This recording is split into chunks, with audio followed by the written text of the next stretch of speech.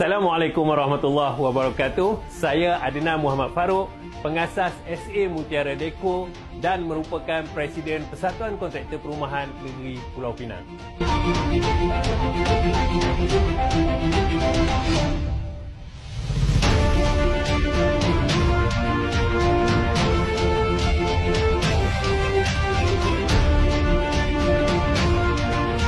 SA Mutiara Deco telah bertapak selama 15 tahun dan kami memfokuskan pada pembinaan rumah banglo, renovation dan juga interior design.